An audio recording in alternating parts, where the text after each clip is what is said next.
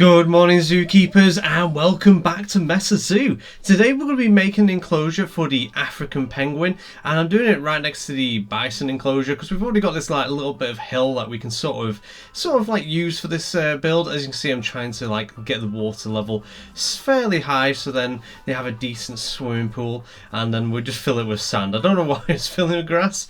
I don't remember the last time using that grass brush, but hey, it doesn't matter too much. So we fill this with water, and then we're going to be doing like some rock work all the way around it and do a few windows. I will speed through some of this bit because it does take that's what I'm saying, it didn't take too long a while.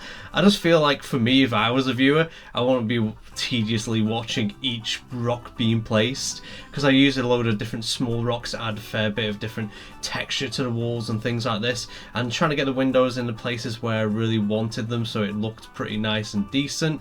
It took me a while to figure out how I was going to do it, but yeah, you can see I started doing those rocks and I didn't like that, so then I used these big rocks to fill out some of the bigger spaces, and then I just used a load of cluster of smaller rocks to fill that space out, and you'll get to see that bit towards the end of the video. Now we're going to work on the bit of the wall there and the building itself. I wanted like a mixture of that fake rock and the log walls. I don't know about these logs, I really do enjoy like the look of them, and I thought I'd add a bit more texture to this building and do a base of bricks where it like folds outwards onto the ground. I thought that'd be an interesting design choice. It would look kind of interesting rather than just being flat straight into the ground itself, because a lot of time I do that and then I look at it and I always feel like there's something missing from my buildings. I feel like that might have been it, especially when I'm doing like brick buildings, and then I just add a wee bit of decoration. Originally I was going to add plants to this, and I did do that, but then I was like, actually no, I prefer it just being a wooden decorative feature on the outside of the building, just to break it up that it's not just all brickwork.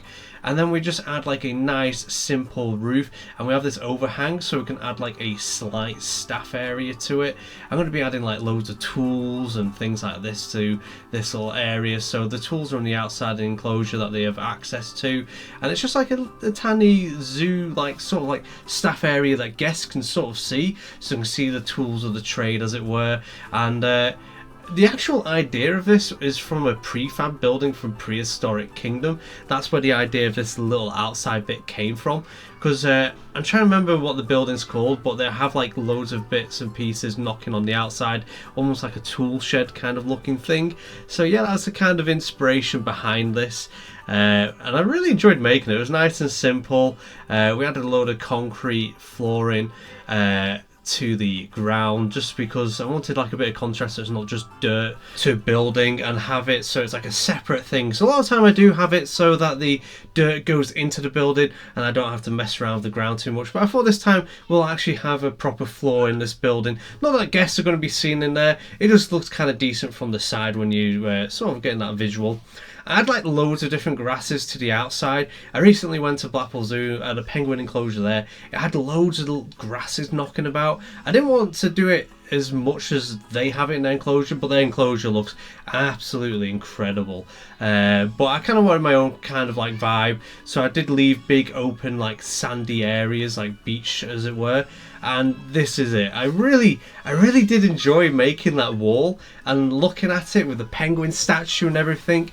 I think it looks incredible. Like, it really makes this build very like interesting from the ground aspects because of like the different viewpoints, especially on the water. You've not got that whole view, so you only have like little sections, so you can see the penguins sort of like fly or swim by and then just disappear. It makes it kind of interesting. This is a little staff area. I didn't quite get the shot I thought I did, so you don't quite see too much of it, but if you go onto my Instagram, there will be a picture on there for you to go and see of the little staff area. But honestly, I really enjoyed watching these penguins just sort of like wandering around the enclosure, and I just quite enjoyed it. It was like a nice, simple, easy build. I'll be adding this build to the workshop, so if you want to add it to your parks, you can do. If you want to add any improvements, let me know. Like, get some screenshots, show it to me, share it either in my Discord or at me in Twitter or X, whatever you want to call it these days, or even on Instagram. I always like feel interested in what people do in my builds. Do they add to it? Do they make it bigger? Do they make it smaller? Do they take certain bits out? Or are they only taking certain aspects of each one? It'd be something I'd love to go and see. But yeah, honestly, watching the penguins just go and do their thing around this enclosure was really amazing. And it's just, they are such a great animal, and probably one of my favourite animals other than flamingos in this game. Anyways, I hope you've enjoyed this. I hope it's given you some inspiration, and thank you for watching. And as always, till next time, I'll see you later.